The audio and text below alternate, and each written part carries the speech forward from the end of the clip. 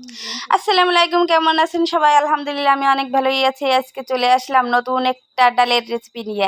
ডালটা কিন্তু রান্না করলে পানি পানি ডাল রান্না করলে কেউ কিন্তু খাওয়াচ্ছে না। তার জন্য আমি আজকে ভাবছি যে মাছ রান্না করব না। মাছ রান্না না করার জন্য হচ্ছে আজকে নিরামিষ খাবো। সেই নিরামিষটাই হচ্ছে গোশের থেকেও সুস্বাদু হবে।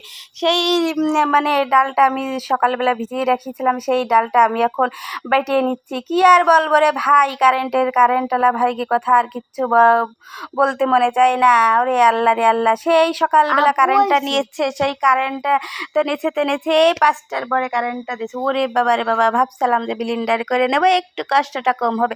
না, কারেন্টওয়ালা ভাই কি জন্য আর হলো না। আমি হচ্ছে শিল ফাটাই হচ্ছে ডালটা হচ্ছে বাইটিয়ে নিচ্ছি গফ করে। আর কি করব, কষ্টে আর জীবনটা থাকে না। সকালবেলা থেকে কারেন্টটা নেই আর ঘামাই যাচ্ছি। কি আর করবো, রান্না তো করাই লাগবে। আরও বলছি নিরামিষ খাবার খাবো, তার জন্য এই যে শিলপাটায় বেটে নিলাম। আমি এইভাবেই হচ্ছে সবগুলো হচ্ছে বেটে নিয়েছি। তারপরে কি করবো নি, এই যে সবগুলো বাটা হয়ে গেছে। কষ্ট করতে কষ্টটা একবারে শেষ হয়ে গেল। আর কি করার, এই যে দেখেন, এই যে সবগুলো মশলা এখন দিয়ে নেব। নুন হলুদ যত প্রকারের মশলা আছে সব, রসুন পেঁয়াজ আদা বাটাটা দিয়ে মাখাইটাকে সুন্দর করে নিবানি।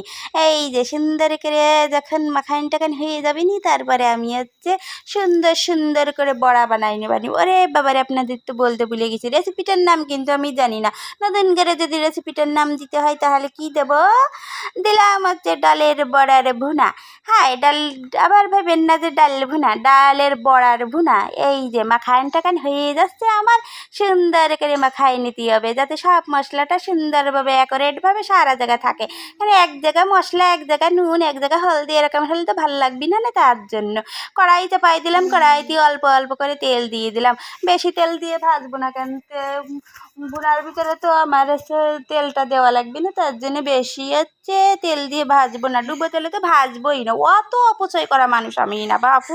অল্প কিছু তেল দিয়ে এই যে সুন্দর করে বড়ার শেপ দিয়ে ভেজিয়ে নিচ্ছি। একে একে দিয়ে দেবো কড়াই ভরে, একটুও খালি রাখবো না, একদম ভরিয়ে দেবানি কড়াই। তারপরে হচ্ছে সুন্দর করে হচ্ছে ভেজে টেজে নিয়ে আমি হচ্ছে বড়াটা হচ্ছে মশলা দিয়ে ভুনা করবো। দেখতেই পারবেন কত স্বাদ। ওরে বাবা রে, এই রেসিপিটা যদি একবার বানাই খান তাহলে কিন্তু ডালকে কখনোই কিন্তু অছেদ্যা করতে পারবেন না রে। কেন, কত মানুষই আছে, কত মানুষই না ভাই, আমার ঘরের ভিতরেও কিন্তু ডালটা সেরকম একটা পছন্দ করে না। তার জন্য আর বুট ডাল তো কোনো কথাই নেই। তার জন্য আজকে যে বুট ডাল দিয়ে এই রেসিপিটা বানালাম। গরুর গ্যাস ফেলবিনি খাইতে, আর মুহে আর কিছু চাবে না নে যে আর কিছু খাই। তার জন্য আজকে চিন্তা ভাবনা কইরে যে গরুর গোশের মতন রান্না করব, সব মশলা টশলা দিয়ে। ওরে আল্লাহ রে, এই দেখেন কতটা সুন্দর আর লোভনীয় দেখাচ্ছে। ওরে বাবারে, কি রান্না করব, কি ভুনা করব, আমার তো এমনি দেখে জিভে পানি চলে আসতেছে। মনে হচ্ছে সবগুলো আগেই খাইয়ে নি। ওরে বাবারে, এত স্বাদ হয়েছে। আমি আর কি করব, আমি আর লোভ সামলাতে পারলাম না, গপ করে একখান খাইয়ে নিলাম। ওরে বাবার, অনেক টেস্ট হয়েছে। ওমা, এর মধ্যে আমার ছেলেটা দৌড়ে এসে বলছে যে আম্মু তুমি কি করো? আমি বলছি ওরে বাবা রে বাবা, তুমি চলে আইছো? করছে হয় আমি চলে আইছি, এই যে তা আমার 2খান দেও আমি খাই। ও মা, একখান দিছি তাতে হবি না নে, তারপরে আরও একখান দিলাম। নিয়ে বাপু অল্প কিছু রান্না করতেছি, বেশি যদি এখন খেয়ে ফেলিস তারপরে আর কি খাবানি রান্না করি? রান্না আর কে করা লাগবি না তুই যদি এত খাস এখনই। তারপরে বললাম কি, মানা করার পরে আর তো খালো না। তারপরে আমি সুন্দর করে মশলা টশলা কষাইয়ে তার ভিতরে এই বড়াগুলো দিয়ে রান্না করবো। কড়াই তো অলরেডি চাপাই দিছি। চাপাই দেওয়ার পরে যত প্রকারের মশলা আমি বাইটে রাখছিলাম, আদা পেঁয়াজ রসুন জিরে আর হচ্ছে পেঁয়াজ দিয়ে সুন্দর করে কষাই নিলাম। এই মশলাটা কিন্তু গুঁড়ো মরিচ দিয়ে রান্না হবে, তার জন্য হচ্ছে আমি এই মশলাগুলো হচ্ছে হলুদ আর লবণ আর হচ্ছে গুঁড়ো মরিচটা ছাড়াই হচ্ছে সুন্দর করে আমি তেলের উপরে কষাই নিলাম। তারপরে যখন ভাজা হয়ে গেলে একটু পানি দিয়ে দেবো।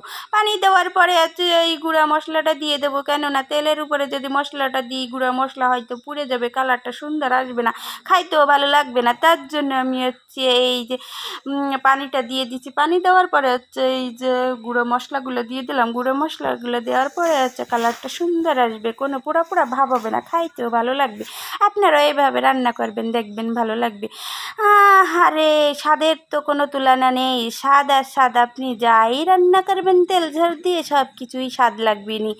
আমার ঘরে তো এই স্বাদের খাবারটা আমি মাঝে মাঝেই রান্না করি, কিন্তু আমার ধারে ভালো লাগে, আপনাদের ধারে কেমন লাগে আমি তো জানি না, কিন্তু কমেন্টে জানাবেন, আপনারাও একটু রান্না করে খাবেন, খাইয়ে দিয়ে কেমন লাগে তারপরে জানাবেন। তার আগের থেকে কী করে জানাবেন? এই যে দেখেন আমার মশলাটা কষানো হয়ে গেছে, এখন হচ্ছে বড়াগুলো দিয়ে একটু লাড়ি ছেড়ে নিলাম, এরপরে হচ্ছে গোয়াপ গোয়াপ করে 2 গ্যালন পানি ঢেলে দিবানি। পানিটা ঢালা হয়ে গেছে, অন্ধকার অন্ধকার, তাই দেখে ভিডিওটা কিন্তু না দেখে ছাড়বেনই না, সব ভিডিওটা দেখবেন, কেননা কারেন্ট চলে গেছে তো তার জন্য অন্ধকার অন্ধকার মনে হচ্ছে। কি আর করা, এই যে ধনেপাতাগুলো কিন্তু কুচি কুচি করে দিচ্ছে। এখন কিন্তু বাজারে সেরকম একটা ভালো ধনেপাতা পাওয়া যায় না, কিন্তু আমার ক্ষেতের মধ্যে আমি লাগাইছিলাম এই যে গ্রামে মানে দেশি যে ধনেপাতাটা বলে, সেই ধনেপাতাটা লাগিয়েছিলাম, সেইগুলো এখন গপ গপ করে ঢেলে দিলাম কতগুলো কুচি কুচি করে। আর কি করব, অন্ধকারে যেরকমের অন্ধকার সেরকমেরই হচ্ছে গরমের ভিতরে এই দেখেন রান্নাটা হয়ে গেছে। এই রান্নাটা তো অনেকটাই সুন্দর হয়ে গেছে। খাওয়ার ভিডিও আর করতে পারবো না নে ভাই, কেননা কারেন্ট চলে গেছে, গরমেতে রান্না করাই হচ্ছে দুষ্কর, খাওয়া তো থাকা আরও দুষ্কর, খাবা আনি অনেক রাত্রে, আর কি আর করব। আমার এই ভিডিওটা যদি কারো পছন্দ হয়, ভালো লাগে, তাহলে আমার ফেসবুক পেজ থেকে যদি দেখে থাকেন পেজটাকে ফলো করে দেবেন, আর ইউটিউব থেকে দেখলে চ্যানেলটাকে সাবস্ক্রাইব করে দেবেন। সবাই এই গরমেতে ভালো থাকবেন, সুস্থ থাকবেন, আর সবাইকে এরকমের দারুণ স্বাদের রেসিপি রান্না করে খাওয়াবেন। আল্লাহ হাফেজ।